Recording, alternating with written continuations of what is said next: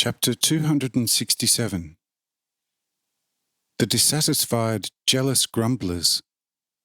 The Lord's reply to the grumblers. 7th March, 1843.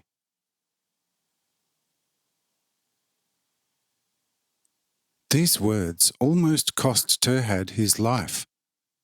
But the Lord of life knew how to preserve and, moreover, to strengthen the new guardian's life, and he lived for another 260 years, conducting his office with great vigour. When also all the other guests in the hall had heard these words from the Lord's mouth, some were amazed and spoke to each other in an undertone. Just look at this situation. On the obdurate one who, hard as rock, could hardly be moved to a belief in this God-man, such a great grace is bestowed. But not even a little word is said to us who accepted him at once in our heart, without the slightest contradiction. No, this is surely somewhat peculiar. Of course, as the sole Lord of heaven and earth, he can do whatever he wants. And no one can say to him, "Lord, what are you doing?" But all the same, this matter remains most peculiar.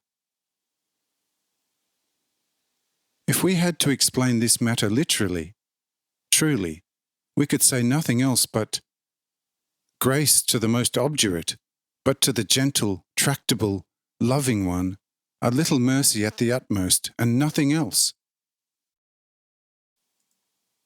However one looks at the matter, it remains, nota bene, regarding it from the divine viewpoint, surely very peculiar. Here the Lord interrupted the people and said to them, "Yes, it is truly peculiar that I do this, but it is still considerably more peculiar that you here in my visible presence take offence at me, because I showed to a poor brother of you a grace I had to withhold from you weaklings. If you were as you ought to be, you would only greatly rejoice because I am gracious to a sinner. Since your attitude is wrong and you are by far not what you should be, you are angry and find it peculiar when I am gracious to a sinner. Listen, I will tell you something and show you the reason why you are angry, because I showed such grace to Terhad. Look, you like to criticize and see the dust in the brother's eye, but you fail to see when whole mountains swim around in your eyes. Therefore, you could not see the reason why I showed such grace to Terhad. I tell you, I saw it for a long time, that your hearts are filled with jealousy.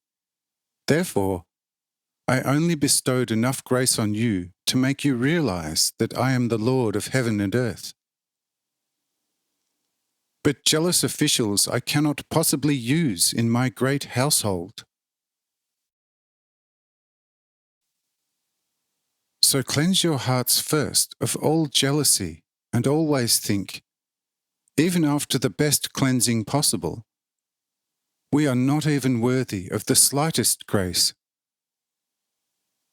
Only then shall I probe you as to whether you are truly pure before me, and I shall choose the completely pure for the grace of a higher office out of me.